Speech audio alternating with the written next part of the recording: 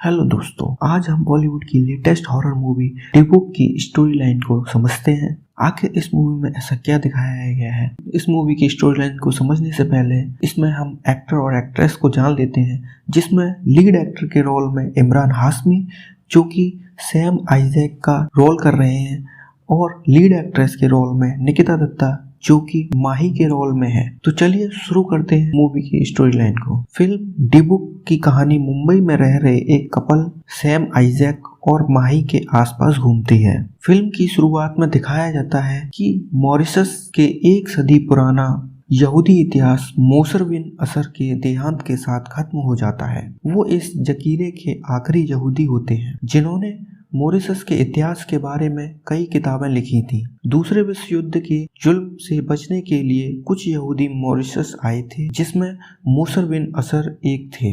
और अगले सीन में कई लोग आते हैं और फूल माला करके श्रद्धांजलि देते हैं। तभी एक एंटिक चीजों के शोरूम का मालिक भी फूल माला अर्पण करने आता है और फिर वो पूरे घर में घूमता है जिससे उसे कुछ पुरानी चीजें मिल जाएं और वो खरीद कर अपने शोरूम में अच्छे दामों में बेच सके। तभी उसे एक 16वीं सदी पुराना बॉक्स आता है जिसका नाम डिबुक होता है और वो उसे खरीद कर अपने शोरूम में ले जाता है।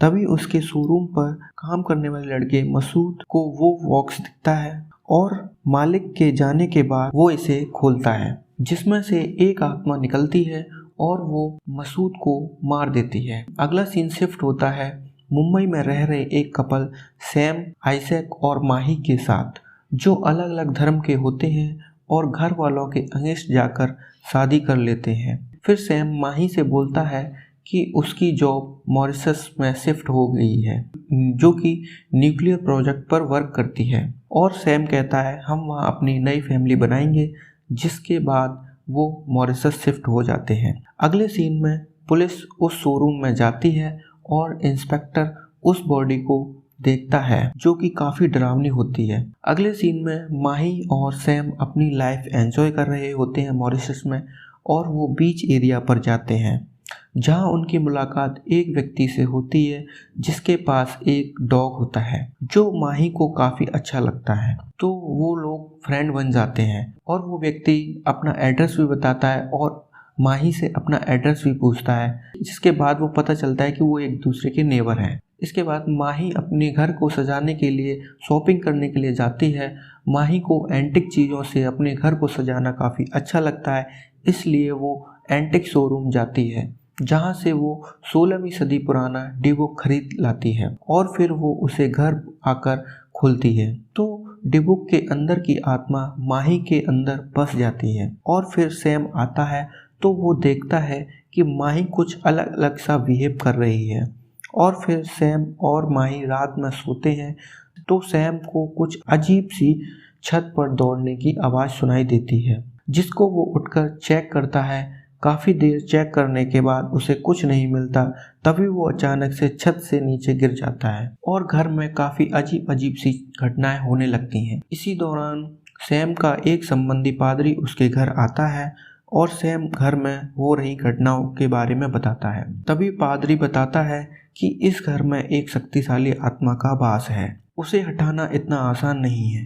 तभी पादरी सैम को अपने दोस्त के पास भेजता है और उसकी सलाह पर सैम इस समस्या के हल के लिए इजराइल जाता है।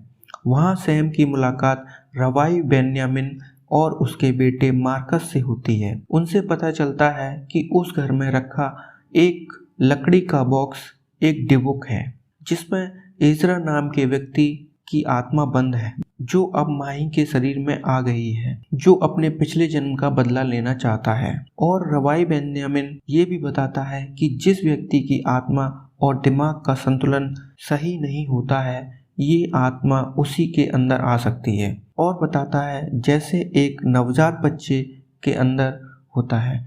तभी सैम बताता है कि माही प्रेग्नेंट है। इसके बाद सैम इसका सॉल्यूशन करने के लिए बोलता है और रवाई बेन्यामिन को मॉरिशस आने की कहता है। इस बात को रवाई बेन्यामिन मान लेता है और कहता है हम इसे सही करने के लिए मॉरिशस आएंगे। लेकिन अगले दिन सैम उनको लेने के लिए आता है। तभी उसे पता चलता है कि रवाई बेन्यामिन की मौत हो चुकी है और फिर सैम मार्कस से कहता है कि आप इसको सही कर सकते हो, क्योंकि आपके पिताजी इसे सही कर सकते थे तो आपने भी कुछ विद्या उनसे सीखी होंगी। तभी मार्कस कहता है, मैं सही कर दूंगा, लेकिन मैं इसे पूरी तरह समझना चाहता हूँ और पूरी तैयारी के साथ आऊँगा। और सैम को घर वापस जाने की बोलता है और कहता है, तब तक आप घर के सभी शीशे तोड़ दो, क्योंकि आत्मा ज़्यादा शीशे से ही रिफ्लेक्ट होती है। इसके बाद सैम घर जाकर सभी शीशे तोड़ देता है। फिर अगले दिन माही और सैम बीच पर घूमने जाते हैं, जहाँ पर उनके पड़ोस में रहने वाली व्यक्ति की बेटी कुत्ते को लाती है। तभी वो कुत्ता माही को देखकर काफ़ी भौंकता है और उसके बाद वो घर चले जाते हैं। फिर उसी रात सैम और माही सो रहे होते हैं। तभी सैम की आंख अचानक खुलती है और वो देखता है माही उसके पास नहीं है। फिर वो माही को घर में ढूंढता है और काफ़ी ढूंढने के बाद फिर वो बाहर ढूंढने जाता है। तभी सैम देखता है माही पड़ोस वाले घर के बाहरी दीवार पर एक झोले में कुछ लेकर खड़ी है, जो खून से सना हुआ है, और सैम उसे रोकने की कोशिश करता है। तभी माही उस ऊंची दीवार से कूद जाती है और सैम से दूर जाने लगती है। फिर सैम माही को रोकना चाहता है और पीछा करता है। तभी माही के सामने अपनी कार लेकर मार्कस आ जाता है और वो कार से उतरकर माही के सामने चलने लगता है, जिसके बाद माही पीछे हटने लगती है। इसके बाद सैम भी पीछे से आ जाता है। मार्कस माही से क्वेश्चन करता है, कौन है तू? तो आवाज़ आती है इब्राहिम एज़रा, और सैम की तरफ देखने लगता है और फिर मार्कस माही को बेहोश कर देता है। तभी थैला गिर जाता है जिसमें से उस कुत्ते का कटा हुआ सिर निकलता है। इसके अगले दिन सैम अपनी जॉब पर जाता है, जहां मार्कस उसे छोड़ने जाता है और वो देखता है कि सैम न्यूक्लियर कंपनी में जॉब करता है। फिर मार्कस एंटिक शोरूम के मालिक के पास जाता है और वो पूछता है वो डीवोक कहाँ से लिया था, तो वो बताता है मोशर बिन असर के घर से लिया था। इसके बाद मार्कस बोलता है, मुझे मोशर बिन असर के घर का एड्रेस दो, और मार्कस वहाँ चला जाता है और खोजबीन करता है। तभी वहाँ उसे एक किताब मिलती है और वहाँ एक आत्मा वहाँ के एक लड़के को पहले मारती है, फिर वो मार्कस पर भी हमला करती है, लेकिन मार्कस उसे भगा देता है अपना लॉकेट दिखाकर, और बुक को लेकर आता है और उस बुक को पढ़ता है।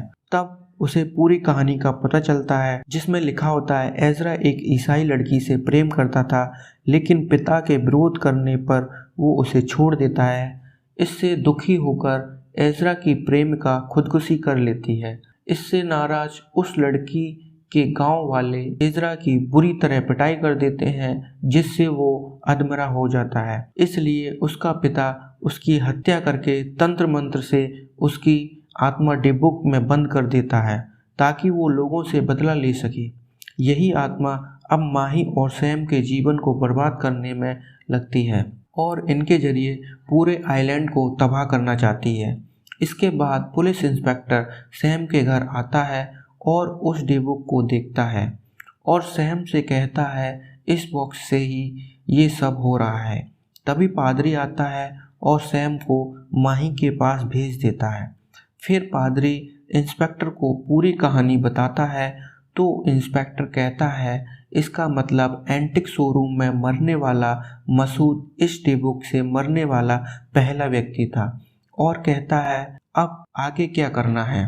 तभी मार्कस आता है और कहता है, एक्सोर्सिज्म ये एक ही ऑप्शन है और कल योम किपुर का दिन है और इसी दिन आत्मा का शरीर से मुक्त होना बहुत ज़रूरी है और हमारे पास ज़्यादा समय नहीं बचा है। और फिर मार्कस इंस्पेक्टर के साथ अब्राहम इज़रा की कब्र पर जाता है, किताब में लिखी बात को कंफर्म करने के लिए। और तभी मार्कस इंस्पेक्टर से कहता है, मुझे ये प्रक्रिया पूरी करने के लिए 10 यहूदियों की ज़रूरत है। तुम कल तक कैसे भी करके 10 यहूदियों को लेकर के आओ। इसके बाद सैम अपनी जॉब पर जाता है, काफ़ी अलग बिहेव करते हुए। तभी कंपनी मालिक सैम को पीछे से बुलाता है। सैम पीछे घूमता है, तभी सामने से मार्कस सैम को बेहोश कर देता है और प्रक्रिया पूरी करने वाली जगह लेकर आता है। जहाँ सैम को होश आता है तो वो देखता है उसे बांध रखा है और सैम पूछता है मुझे बांधा क्यों है। तभी मार्कस कहता है सैम, अब्राहम इज़रा तुम्हारे अंदर है। फिर रिकैप करके दिखाया जाता है कि कैसे सैम के अंदर आत्मा आती है जब वो माही को ढूंढने जाता है और मार्कस ने माही से क्वेश्चन पूछे तो जवाब सैम दे रहा होता है और इस बात को वो पादरी से पूछता है कि सैम को कभी मेंटल डिसऑर्डर हुआ था। तब पादरी अपना जवाब हाँ में देता है। इसके बाद मार्कस श्योर हो जाता है कि अब्राहम इज़रा सैम के अंदर ही है। इसके बाद सैम के अंदर की आत्मा बोलती है और काफ़ी हलचल करती है। तभी इंस्पेक्टर 10 यहूदियों को लेकर आता है और मार्कस पादरी और इंस्पेक्टर को बाहर जाने के लिए बोलता है और 10 यहूदियों को कहता है कि मंत्र नहीं रुकना चाहिए। ये आत्मा आपको डराएगी भी लेकिन आपकी जान को कुछ नहीं होगा, इसकी गारंटी मेरी। फिर मार्कस एग्जॉर्सिज्म शुरू करता है और काफ़ी अजीब अजीब घटनाएं होती हैं। कुछ यहूदी उड़कर गिर जाते हैं। फिर इसके बाद सैम गिर जाता है और माही को लगता है सैम सही हो गया है। तभी सैम उठकर माही का गला दबाता है और काफ़ी देर तक उसे नहीं छोड़ता। फिर मार्कस अपनी लास्ट विधि करता है और सैम के अंदर से आत्मा निकालकर वो डीबुक के अंदर भेज देता है और फिर अगले सीन में माही एक लड़के को जन्म देती है। इसी के साथ डीबुक मूवी खत्म होती है। दोस्तों, डीबुक मूवी का शॉर्ट एक्सप्लेनेशन कैसा लगा कमेंट करके ज़रूर बताएं और अभी तक चैनल को सब्सक्राइब नहीं किया तो चैनल को सब्सक्राइब जरूर करें और बेल आइकन को भी प्रेस करें। और नेक्स्ट वीडियो आपको किस मूवी का शॉर्ट एक्सप्लेनेशन चाहिए हमें ज़रूर बताएं। धन्यवाद दोस्तों। और अभी तक आपने हमारे दूसरे चैनल जहां पर हम वेब सीरीज़ एक्सप्लेन करते हैं नहीं देखा तो वहां जाकर देखें और चैनल को भी सब्सक्राइब करें। अभी हमने दूसरे चैनल पर स्क्विड गेम वेब सीरीज़ का एक्सप्लेनेशन किया है, प्लीज़ उसको जाकर के देखिएगा और उसका लिंक डिस्क्रिप्शन में है। धन्यवाद दोस्तों।